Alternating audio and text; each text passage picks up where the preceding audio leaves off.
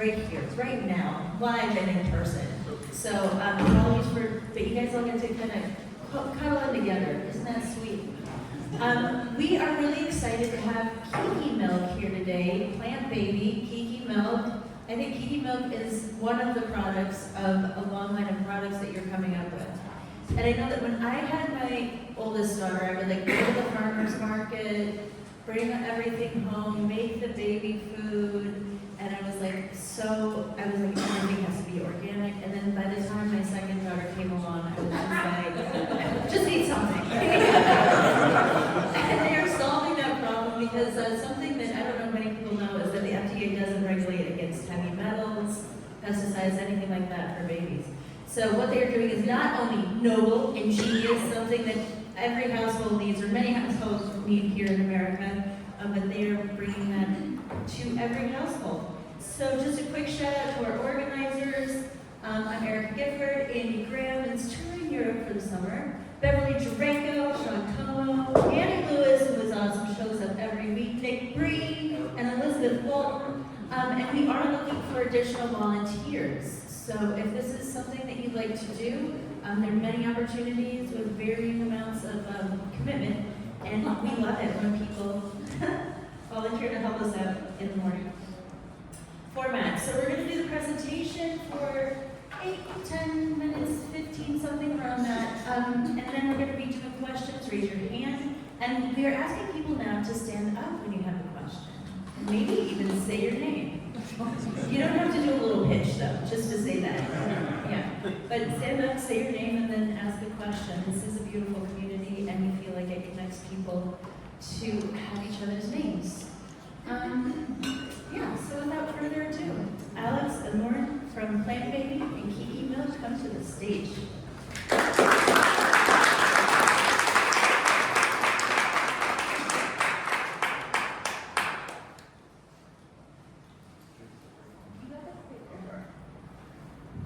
Good morning. Good morning. How's everyone doing this morning? Caffeinated? Okay. Good. I'm coming off of my birthday last night, so I'm a little tired. Day 41. It's nice to see everybody. My name is Alex Abelin. I'm co-founder and CEO of PlantBaby. And with me we have... I'm Lauren. I'm co-founder of PlantBaby. Alex's wife and my son's mom. And that's why we have this company, and we'll chat about him in a few minutes. Yeah. Just a quick poll. Who in the audience are parents out here? Okay, nice. 70%. That's a lot. That's awesome. Who has heard of Kiki Milk? Okay, a little less than 70%. That's why we're here, to share our story. This is my third company, but this is the first company I built with my wife and my better half, and this is the first company that I built to actually address a personal pain point that my wife and I experienced. So it's a very meaningful company for Lauren and I, and our son Alec, who's at home. So what we'll do, we have a few slides prepared for you this morning, but we'll kick off with Lauren sharing why we started the company, and then I'll walk you through some of the details. Well, I'm excited to share our Genesis story with you. And even if you don't have a baby, if you're not a parent, we're going to explain why CPG companies like this are important, and what we're doing is going to be the trend in the future. There are many countries around the world that don't accept American-based products, food products. And over the last couple of years, you've seen media show that there are heavy metals and glyphosate in many of our products in the U.S. And this is a huge health concern. They have been shown to cause many health issues as well as chronic illness. Chronic illness is on the rise in the U.S. especially, less so in other countries, and babies are the most vulnerable. I became a new mom 5 years ago, and when I had my son, I was very naive, like most young parents are, and I thought that I would be able to breastfeed easily. This is not the case for so many women. When Alki was 0 to 3 months old, he had pretty severe colic, which is traumatic for any new parents who have experienced that.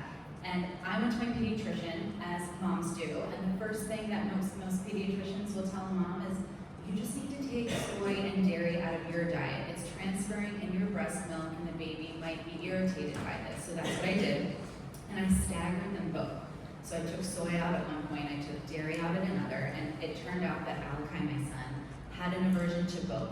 Soy and dairy are the two most common food aversions, especially for babies. So when he was around 6 or 7 months old, we were in a really good flow. I was breastfeeding, but I had an oversupply that quickly, not surprisingly, I think now looking back, because it was the beginning of the pandemic, dropped. So I lost most of my breast milk supply, which can happen because of stress, many factors. But what I didn't know is that around that 6 to 9 month postpartum point, 75% of mothers lose a significant amount of their supply, whether it be because they have to go back to work or because of stress. In my case, we all thought it was a zombie apocalypse, and so I think that's why I lost some of my supply.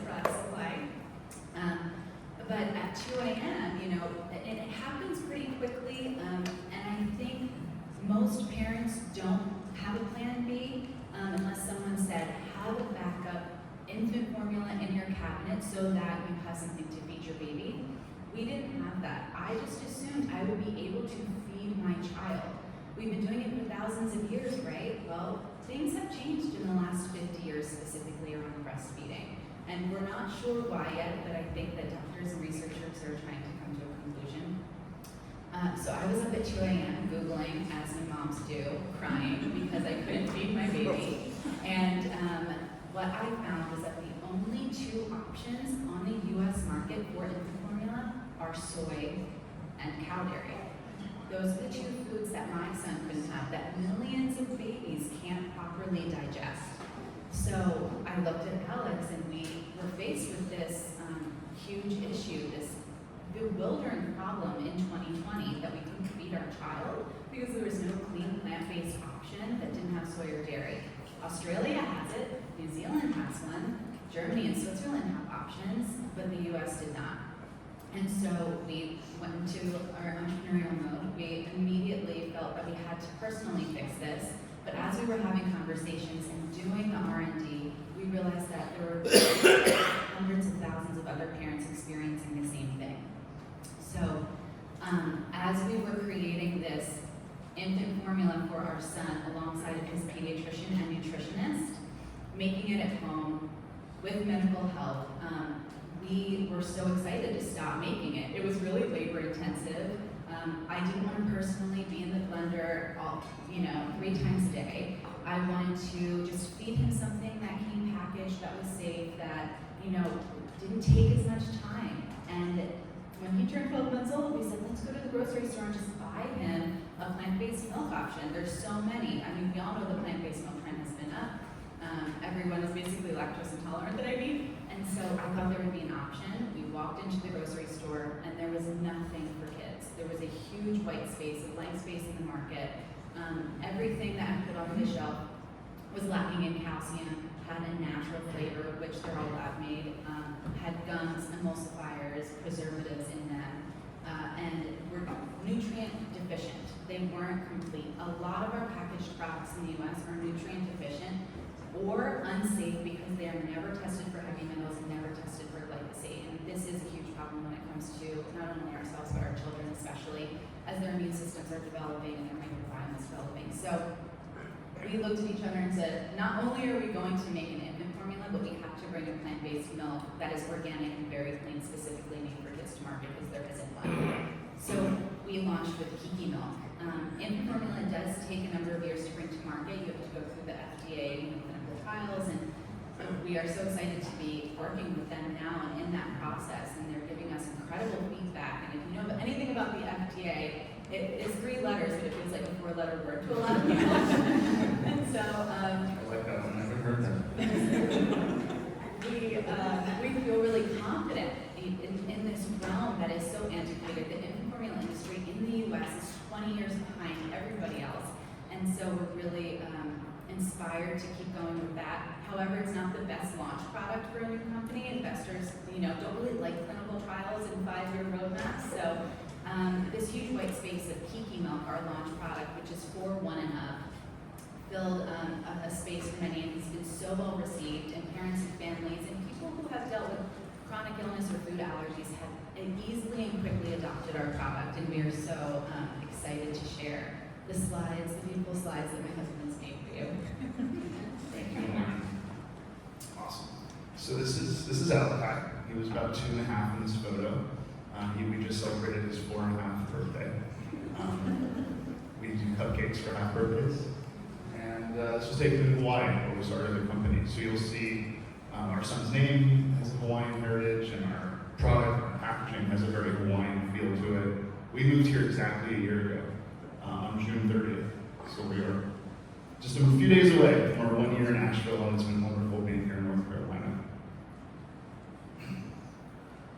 So, more than half of infants receive infant formula. We didn't know that when we had our son, and we learned a ton building out PlantBaby. That is a significant number.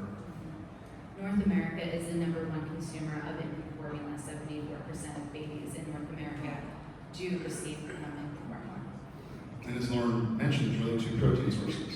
It's whey and it's soy. Those are the 2 protein sources our son couldn't tolerate. And given the needs of, I think, modern day families, 2 sources really isn't enough. Neither is 2 political parties, but that's... Talk about that.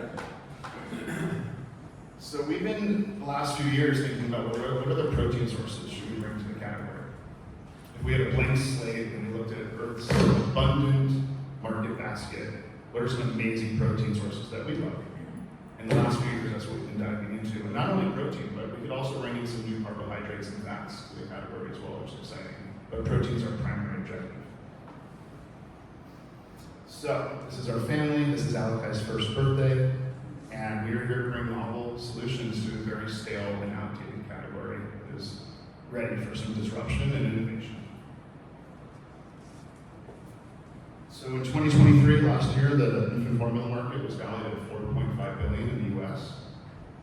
By 2032, it's going to shoot up to $7.2 billion, and globally, it's going to exceed over $100 billion. So this is a massive, massive category, and we have definite aspirations to not just be a USA-focused company. We believe the products are going to work very well across the globe.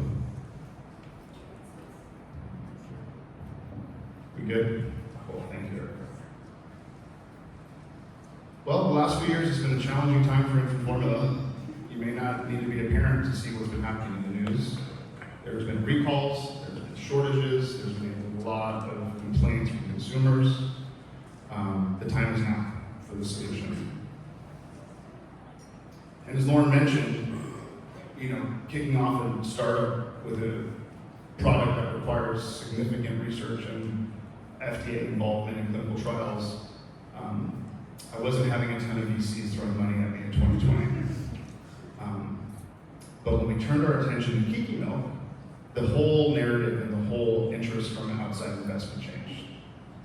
It's amazing what happens when that three-letter word left the equation. So, 73% of children consume milk weekly. They are by far the biggest cohort of dairy consumers. Dairy has been in decline since the 1960s. And we're really excited that we were the first company to come out with a certified organic plant-based milk made for kids. What we found over the last 4 years is that children have been really left out of the plant-based movement. I mean, you think back over the last 20 years with Silk, and then Beyond Meat, and what Oatly has done, very much brands and products geared for adult consumers. And we noticed that the most important vulnerable consumer cohort, children, were totally left out of the equation. So we took action. We made this little cutie pie, Kiki Milk. This was our first product in Tetra packaging. Super exciting day. We were in Hawaii, got a pallet of this milk arrived at our doorstep. And he's our #1 taste tester. So this was probably version 150 that we got, because we weren't going to put it in Tetra packaging. We felt really good about the formulation. And he was a trooper. The first few, I remember I have a video of him tasting our very first version of Kiki Milk, he wasn't a big fan.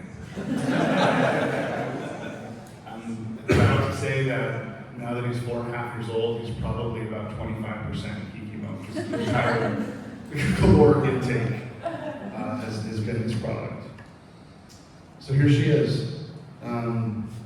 This is our most current packaging. We've been through quite a few versions. Really excited for this version. What's inside of it? A premium blend featuring coconuts, hemp seeds, and pumpkin seeds.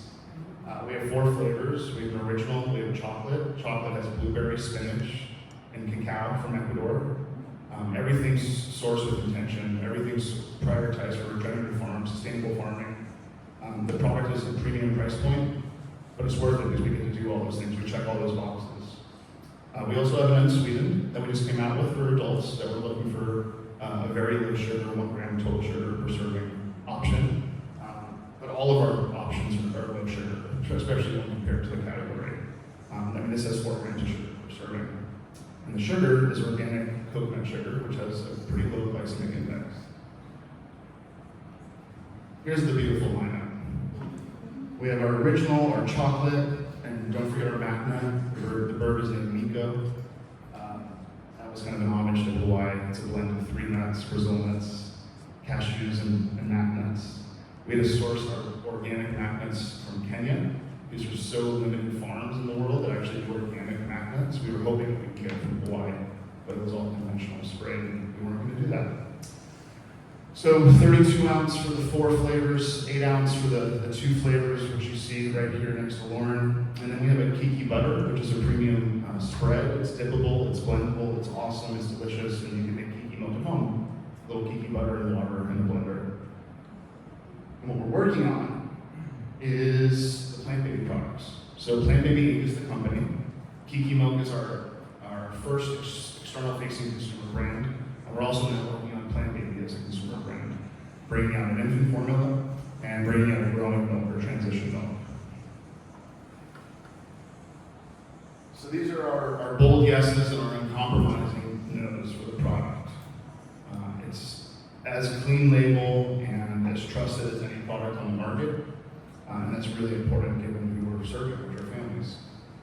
No dairy, no soy, no gums, no emulsifiers, no carcinogens, no glyphosate, no GMOs, no natural or artificial flavors, colors, or preservatives, no protein isolates, no refined sugar, and no seed oils. A majority of our competition has at least one, if not all of those things in the product. You can read the bold yeses, but they're pretty awesome.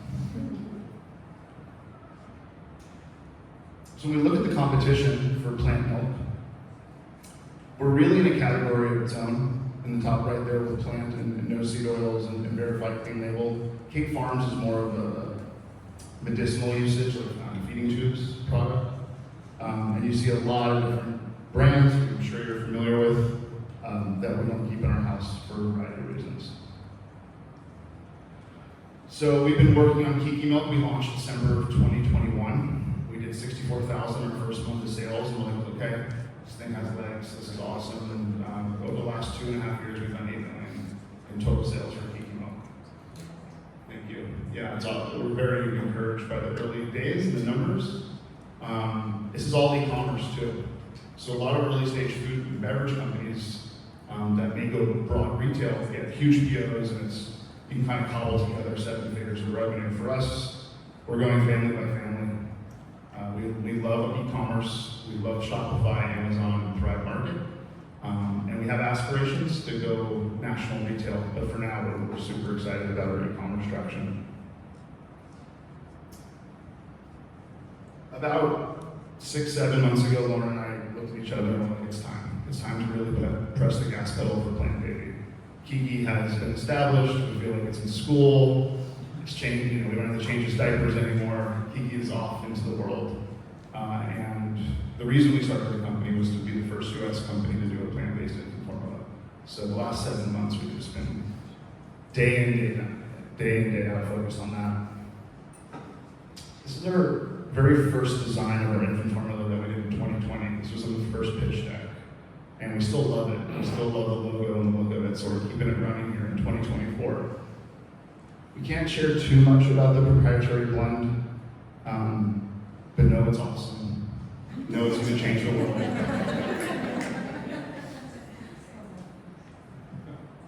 And here's our, we're really in a category of its own. You may be familiar with By Heart and Bobby. They're two of the newer infant formula companies that have come on. They've been very inspiring for me and Lauren to see new companies come into a very stale category that, with infant meal and Similac. But their way, they ultimately use cow as their protein source. Here's our team. Amazing building this as a husband and wife. Co-founding duo. Amy is our COO. Kiki, funny enough, is our chief brand officer. We get a lot of questions about that. Casey's our head of sales and Rebecca's our head of communications. We have a really great team. We're remote. We're in North Carolina. We have a team in Oregon, California, and New York. And we've been really, blessed to have institutional capital come in from the beginning.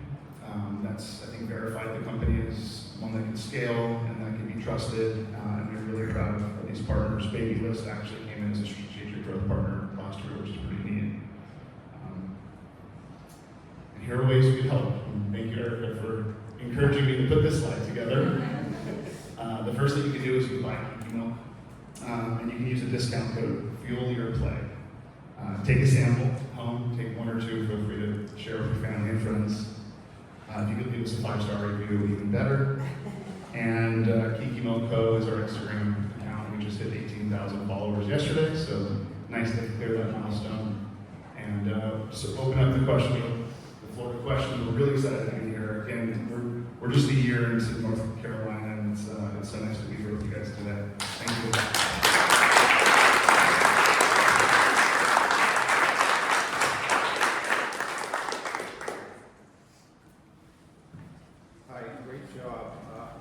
Considered organic?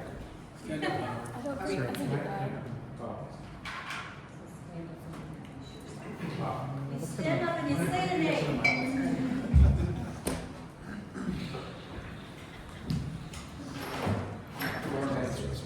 Great job. Are you considered organic? We are certified organic, but beyond that, we're certified glyphosate residue free. Hey, well, let it on, or is it on? It's on packaging.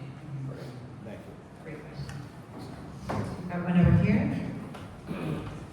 Hi, I'm Zen from Moms Across America. So happy to see you guys. We just tested baby formula, 20 top brands, and 80% of them had higher levels of lead than what the FDA allows in drinking water. 100% had aluminum and lead. And some of the formulas, goat's milk, had 41,000 parts per billion of glyphosate. That is a toxic level. So I'm super happy to see what you're doing. Thank you so much. And yes, we do have a heavy metal problem, and the FDA does not regulate any foods except for candy. They have guidelines for baby formula, but they're not policy, and applesauce. So the FDA doesn't regulate for heavy metals at all, right on food, pretty much, except for those.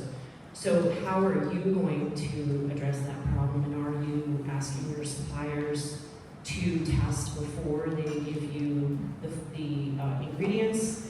And if so, can you talk a little bit more about that? Like, how are they reducing their heavy metals? Like, what are the suppliers doing about that? That's a great question, and those numbers are so alarming and so true, and we see it in the health conditions that are, increasing each year. I love your name. My son's best friend's name is Zen. So we source really intentionally. We ask for the specs for each ingredient, and who we're sourcing from, they do their own heavy metal testing.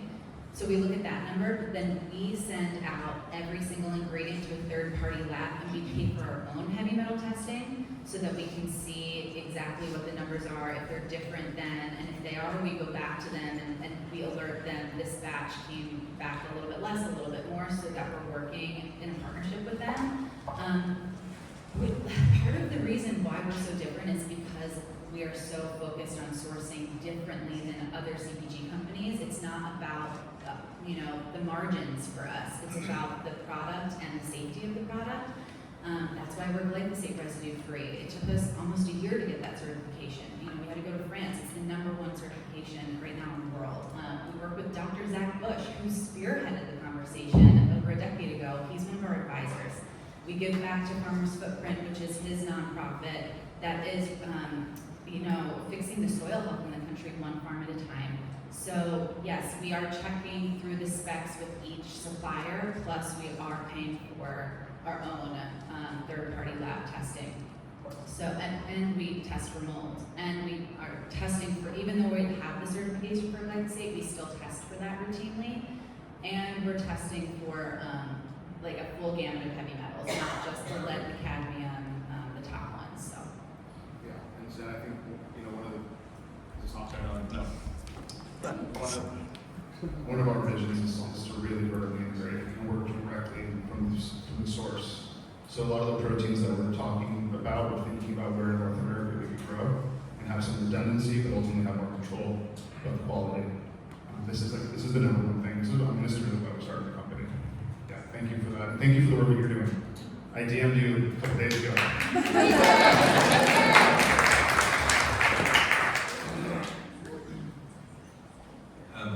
So I have a question, Eli.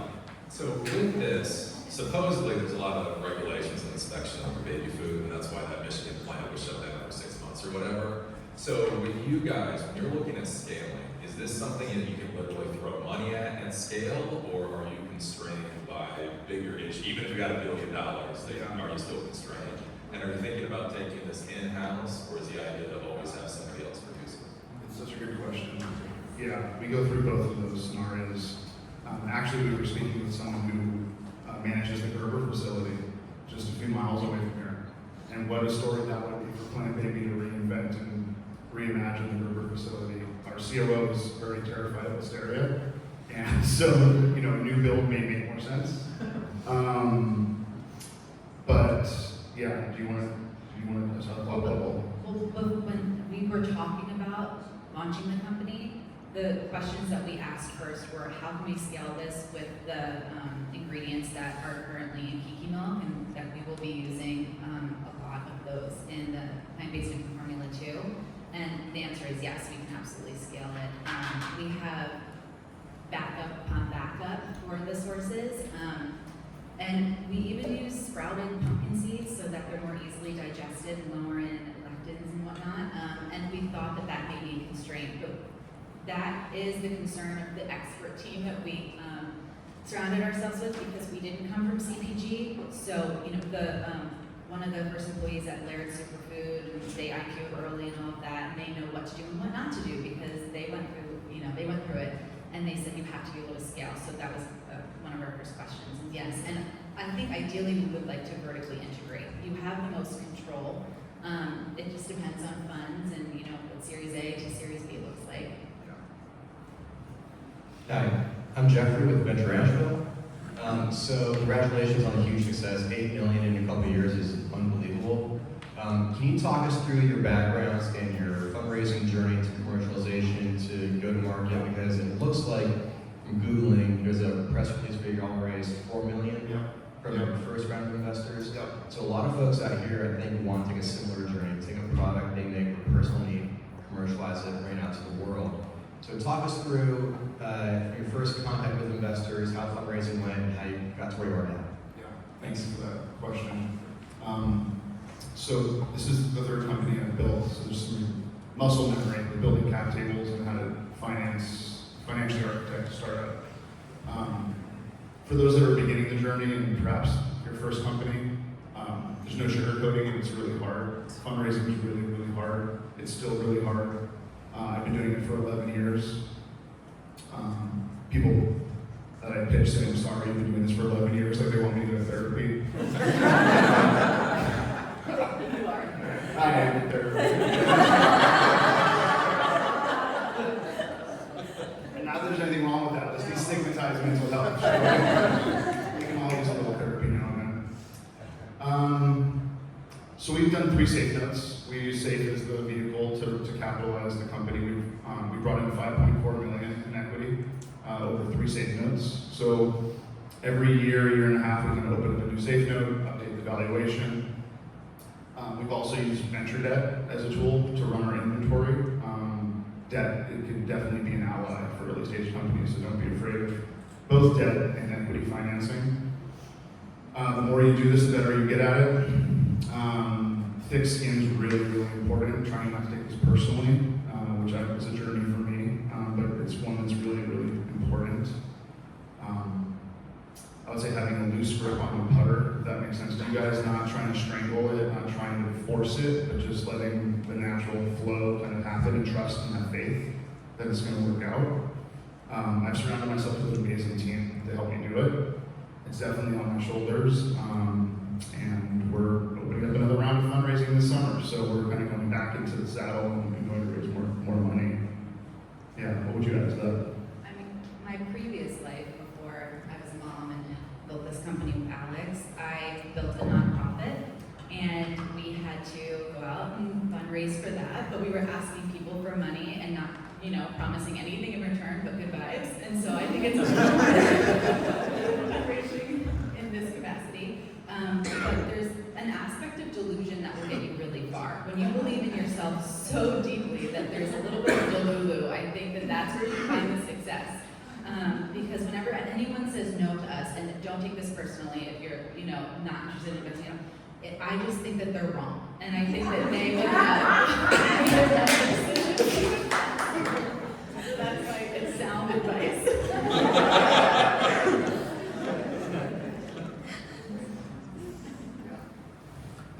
I'm Laura. I'm Laura Lee, and I was just curious about where you're shipping from, or your e-commerce platform and all that. Yeah, so we make our Kiki Milk in Buffalo, New York. Steuben Foods is our co-manufacturer. We have 3 fulfillment centers around the country. We have in New Jersey, New York, one. We have one in Illinois. We have one in California. We use a 3PL partner called FlowSpace to do our freight and logistics. Casey and Amy, who run our operations, are just whizzes at this stuff. Lauren and I are very novice at fulfillment, but we've learned a lot over the last few years.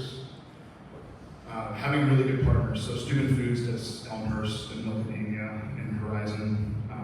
And they're hydropowered by Niagara Falls. They're an eco-friendly facility. Yeah, they're a green facility, which is awesome. Oh. Yeah, thank you, Niagara Falls.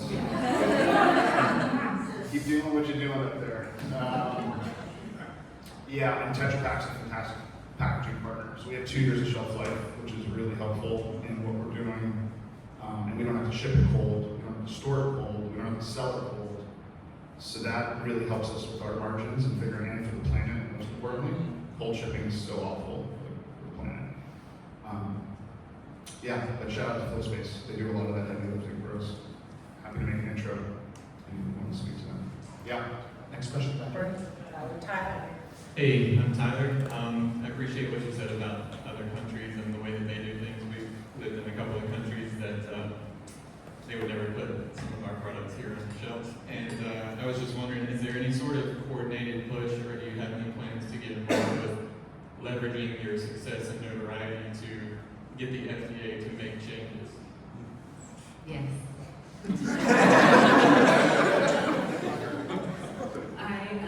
For the last 20 years, really, I didn't realize that I had chronic illness when I was a little kid, but for the last 20 years, I've been navigating the depths of the allopathic medical system and have been so sick. And I think that I would be healthier if I lived in a different country.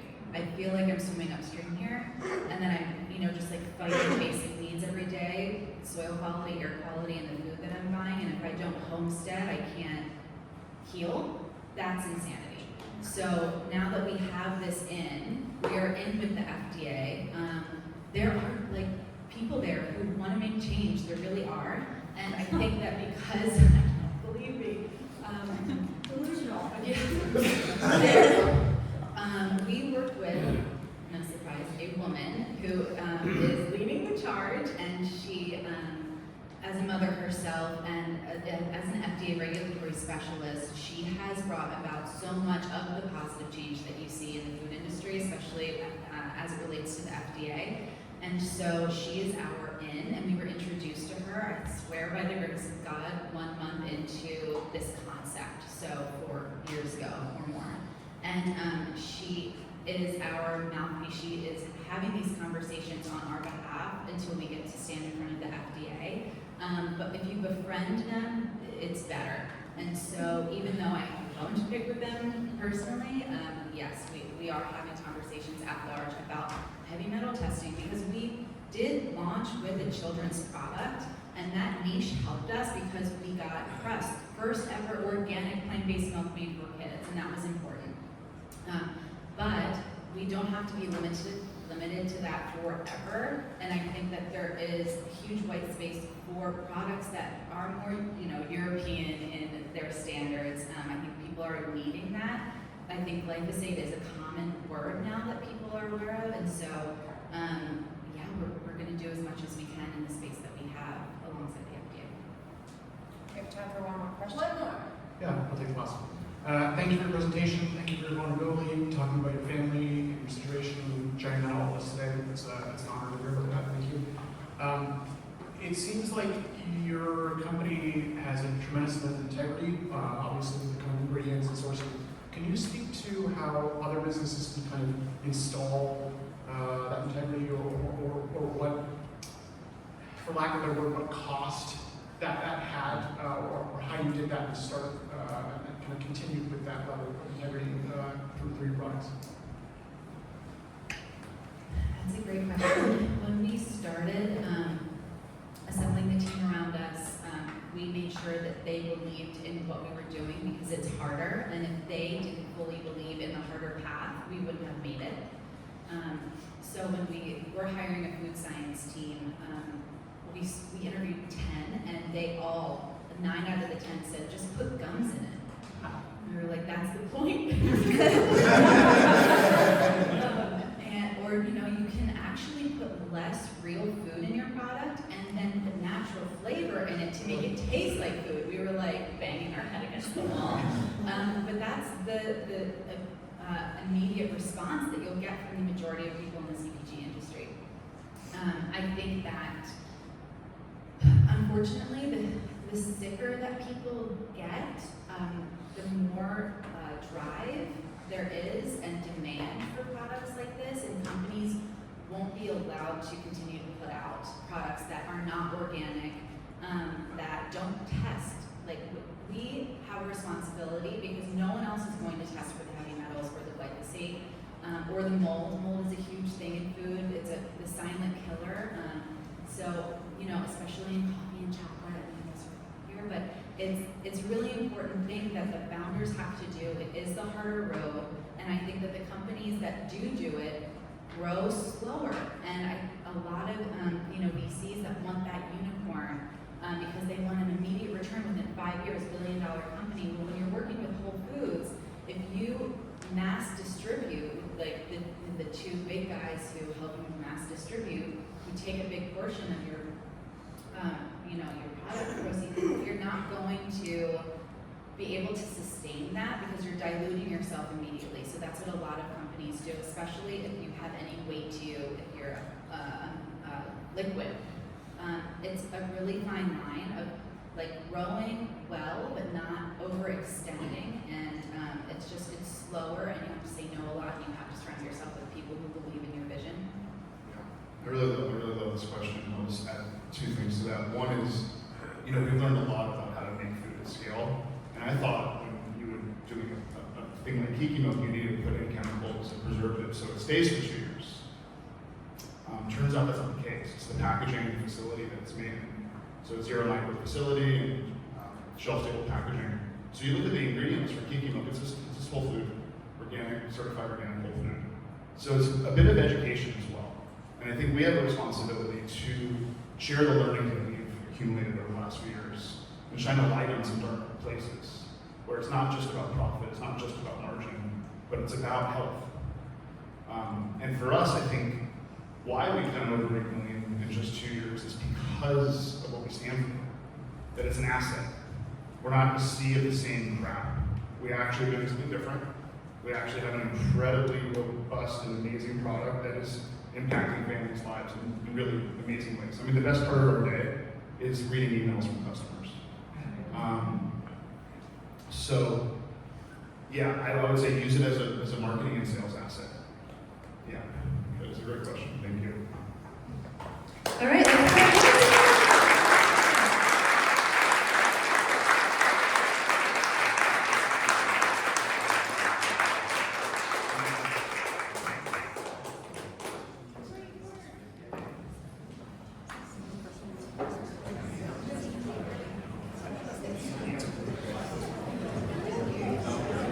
All right, so everybody can grab these Kiki Milks to go, right? Sean, can you just pop up there? Thank you. All right, now's the time where we all pop out our phones and scan the QR code for future funding for all of the great resources that we are working on here at the Hatch Innovation Hub. And big shout out to Mount Bisworks for all of their support with this. To say it, we are really excited to be welcoming them as a neighbor this week. Yeah, if you were here from Mount Bisworks, raise your hand just so that people can. There we go. Yeah, so this week we're going to be doing a special wine and cheese, and it's going to be the big welcome party too for Mount Bisworks. But we'll get to that in events. Okay, shout out to our event sponsors: Charlie Troy Ball, Inside Edge Consulting, SCORE, the Hatch Foundation, ERC Broadband, Annie with ESP Realty, Biz Radio, Venture Asheville, that's Jeff in the back. He's a great resource as well. Colin Groom, Financial, Hatchworks, WNC Business, Mount Bisworks, Big C, Dynamite Coffee, Roasting Company, Viking Mergers and Acquisitions, and Tony for making our coffee each and every week. We love you, Tony. If you have, don't take it with you, don't take it to cowork, you can just put it back there so we can wash it and bring it back for next week. Oh yeah, next week, enjoy the 4th of July. We're going to be too.